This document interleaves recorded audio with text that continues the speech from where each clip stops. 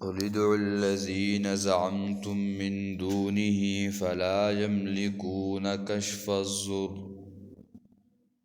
عنكم ولا تحويلا. سورة بني اسرائیل هغه شروع او باغی کی اولنې باب دا تپندوستم پوری وو. باغی کی دا ټول خبره خلاصه نچوړ داو چې موږ او تاسو څوک همیشه شرک کوي الله بوله په دنیا کې عذاب ورکوي، او دویم چې کوم خلق همیشه توحید نه چا توحید نه انکار کړي هغه به عذاب ورکوي. نو دا خبره په دې حصہ کې ذکر کېده. آیت نمبر 56 پرون باغی کی ذکر شیو چې باغی کی دلیل نقلی ذکر کېدو په شرک باندې چې دوی د نیکانو بندگانو او د پرشتو ته आवाजونه کول او داغونه بلنه کوله، بلکې عبادت د الله پاک پکار د څومره انبیا چې راغلي دي هغه ټول انبیاو د دې دعوت ورکړو چې تاسو عبادت د الله کوئ، او چې چا په دنیا کې هغوی ته آوازونه کړي او داغونه غوښتنه کړې ده په قیامت کې به هم دغه شانتي د انبیاو دغه جواب کوي په دون چې ذکر شوی د عیسی علیه السلام باره کې.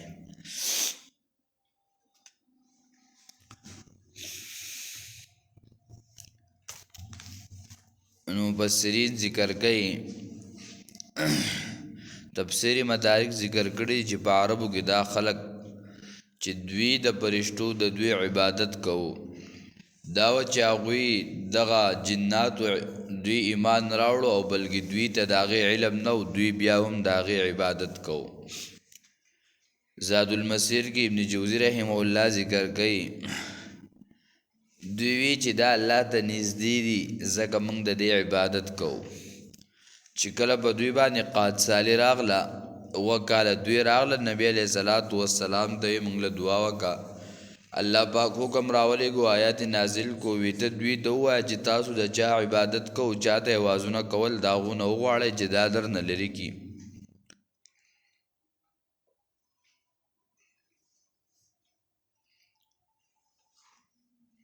دغه شانتي قل ادعوا الذين زعمتم من دونه توایا راوبلها کسان چې ګمان بکوي تاسو د مددګارانو سیوا د الله نه فلا يملكون كشف الضر عنكم ولا تحويلا نو هغوی اختیار نه لري د لرې کېدو ستاسو نه ولا تحویلا او نه د اسانوالي نه د اسانتیا نه د اړولو، یعنی نه ستاسو نه تکلیف لري کولی شي او نه ستاسو نه بل چا ته اړولی شي. لاول خو دوی وي من دونه د دې من دونه سوانا د دې نه مراد دا بوتان دي. مفسرین ابن جریر دا ټول مفسرین ذکر کوي چې د دې نه اولیاء انبیا پرشتي مراد دي ځکه چې دوی د الله نه ما سوا د هغوی عبادت کو او هغوی ته آوازونه کول. نو الله وایي فلا یملکون نو هغوی اختیار نه لري کشف الضر عنکم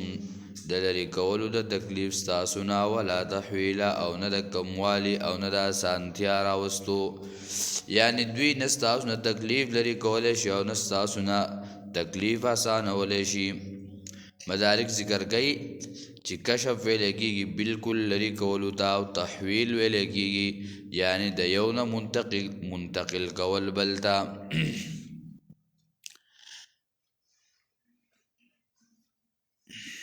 یا کشف چې بیماری راغلی هغه ختم شي یا لرې کړی شي یا د یو نه واوړي او بل ته ولګي یعنی اسانتیا او کموالی پکې راشي. یا تفسیر روح المعانی والا ذکر کوي نشي لرګولی هغه بیماری ستاسو نه فقر او قحطو. ابو سعود ذکر کوي نشي لرې کولی ستاسو نه دغه بیماری او دغه فقر دغه قحطو قحط سالی مدارک ذکر کوي کشف الضر عنکم ولا تحویلا نشي لري کول استاسو نه دغه مرض او دغه غریبي فقرواله او نه عذابو هیڅ دوی نشي لري کوله.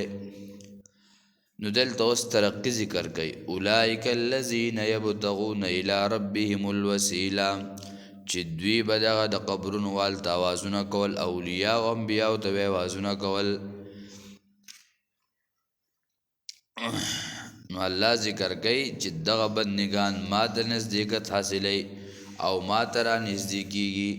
نو تاسو خو ساجبه خلک یې چې تاسو دوی پسې ورځئ او دوی په یو بل نه ځان مخکې کوئ د هغوی په نزدېکت کې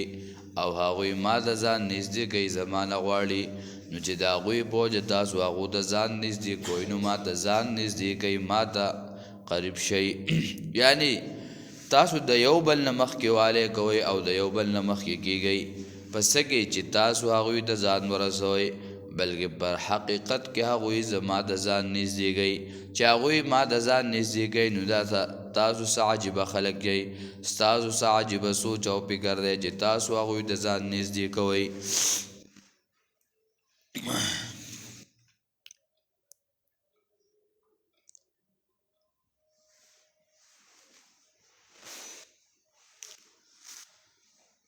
اولئک الذین دا نیکان بندگان ها کسان دي چې دوی ورته را مدد شوی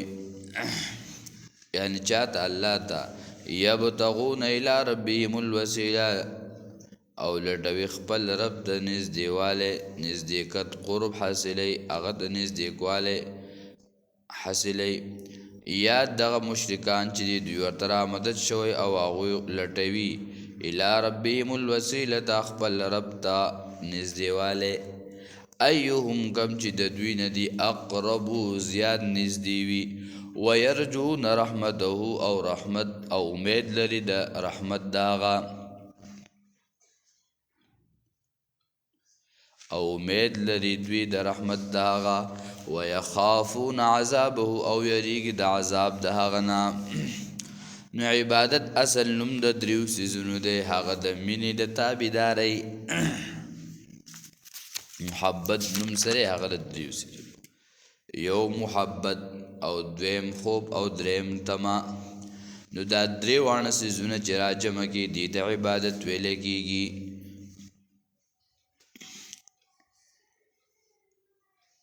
یعنی تاسو دغه نیکانو بندگانو د سجدې مه لګوئ هغوی ته آوازونه مه کوئ. که تاسو عبادت کوئ نو عبادت خو د دریو څیزونو نه جوړلی د محبت نه او د تمې نه او د یرې نه. نو ایهم اقربو په دې کې هغه اشاره د محبت ته ویرجون رحمته او په دې کې اشاره د هغه تمې ته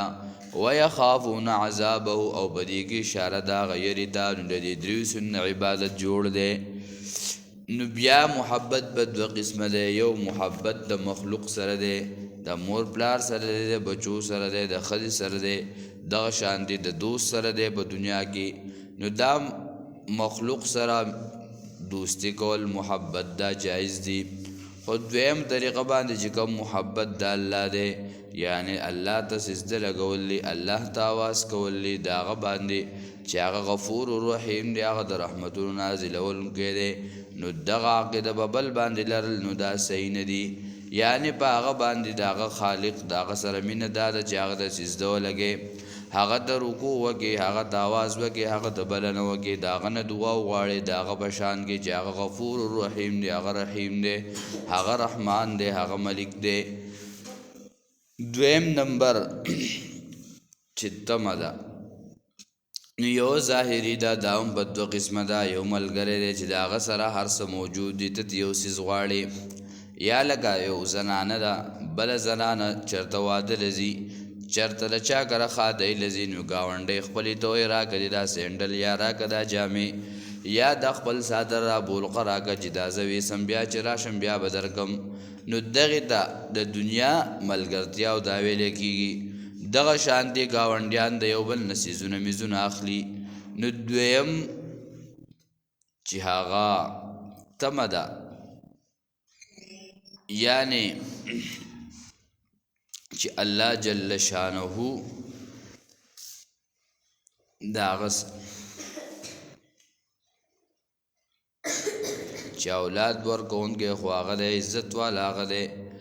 نو دا ټول هر څه به د هغه نه ساتي چې دا هر څه کوونکی یو د الله پاک ذات دی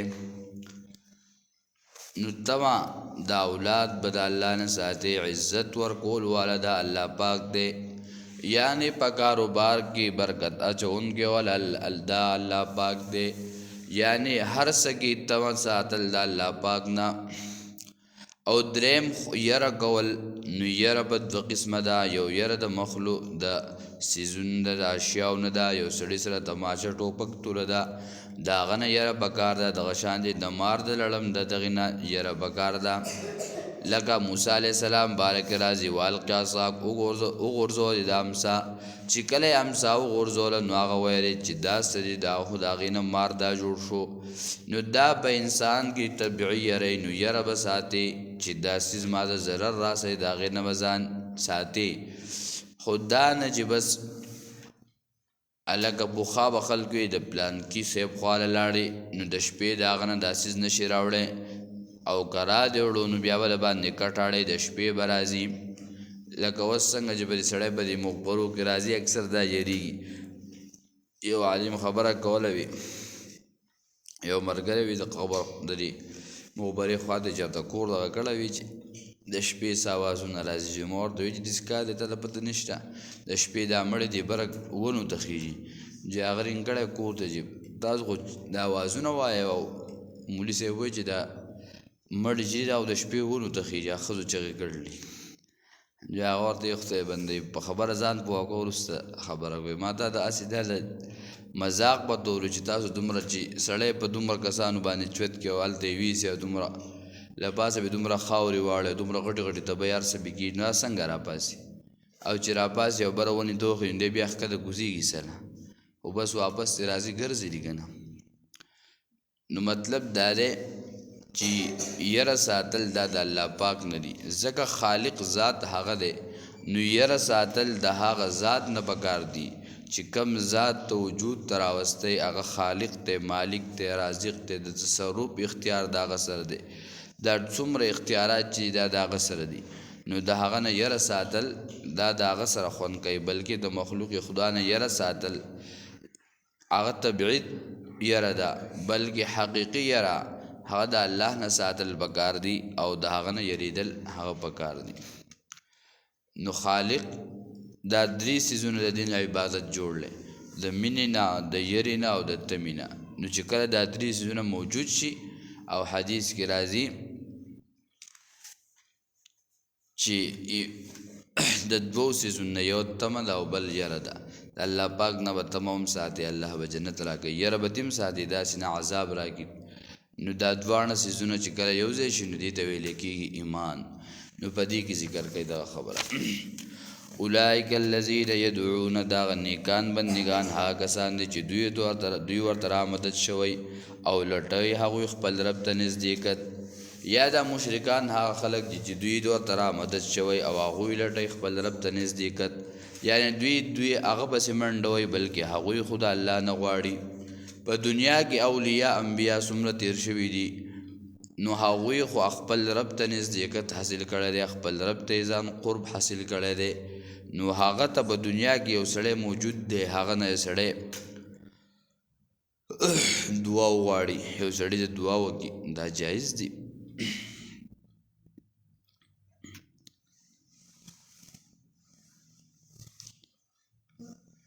ایهم اقرب ويرجون رحمته ويخافون عذابه کوم یو د دوی نه زیات نږدې و چې امید لري د رحمت داغه او یریږي د عذاب داغه نه یعنی د رحمت امید هم ساتي د خپل رب نه او یریږي هم داغه نه ان عذاب ربک کان محظورا یقینا عذاب د رب ستا نو یرتی کېدی شي یعنی دا عذاب د هغه قابل د یری دی چې د هغې نه یره کېدی شي وإن من قرية إلا نحن مهلكوها قبل يوم القيامة أو معذبوها عذابا شديدا كان ذلك بالكتاب مستورا او نشته اس کلی والا مگر من هلاک کون کیو د هغه کلی قبل یوم القیامت مخکې د ورځ د قیامت نه او معذبوها یا عذاب ورکو هغه کلیوالته عذابا شدید عذاب سخت کان ذلک فی الکتاب مستورا دا فیصله په لوح محفوظ کې لیکل شوې ده. څه مطلب دا دی چې هلکه هیڅ یو سړی داسې نشته چې څوک د عذاب نه بچ کي، څوک د تکلیف او د مصیبت نه بچ کي. الله موضح القرآن کې شاه ولی الله زوی هغه ذکر کوي چې په هر یو کلي کې یو ځوان یو سړی د یو پیس قبر موجود وي، بلکې چې کله الله جل شانو په د خلکو باندې عذاب راولي نو داسې څوک نشته په دغه علاقه او کلي کې چې هغه د الله د عذاب نه سړی بچ کی. یا دلته دوه قولونه دي. یو قول دا دی چې کوم خلکو باندې الله په دنیا کې عذاب راولي د څه وجې نه راولي، یعنی چې دوی کفر او ګناهونه دي انتها ته ورسي چې د هغې بیا نو سره معافی چانس نه الله ولا بیا څه ورکوي عذاب. او یا تفسیر مظهري ذکر کړي چې دوی کفر او دا کوي خو بلکې انتها ته د کفر دې ته نه رسېدلي بلکې معصیت او ګناهونه کوي، بیا ول الله پاک عذاب په دنیا کې ورکوي عذاب سخت. او دا فیصله چې دا په لوح محفوظ کې لیکلی شوې ده، بلکې په دنیا کې لږ عذاب ورکول یا د قیامت نه مخکې عذاب ورکول چې دوی د الله پاک په نافرمانۍ کې اخته شي، او چې لږ عذابي لکه بارانونه نه کېږي دغه شان قات سالي دا مصیبتونه پریشانیانې، نو په دې وجه باندې بیا الله ته رجوع کول او الله ته دعا د الله نه غوښتل کول. الله دې موږ ته ولر صحیح عمل توفیق راکړي. اللهم ربنا آتنا في الدنيا حسنة وفي الآخرة حسنة وقنا عذاب النار وقنا عذاب العشر وقنا عذاب القبر وقنا عذاب الميزان. الله سبحانه مسلمانان قبرونو کې د ټول مغفرت نصیب کړي. الله څومره بیماران د شفای کامل عاجل مستمر ورته نصیب کړي. الله چې څومره ضرورتونه دي د خپل غیب خزانو دا مشکلات ضرورت هر څه پوره کړي. الله پاک موږ ته په آخر وخت کې د عظیمه کلمه نصیب کړي لا اله الا الله محمد رسول الله.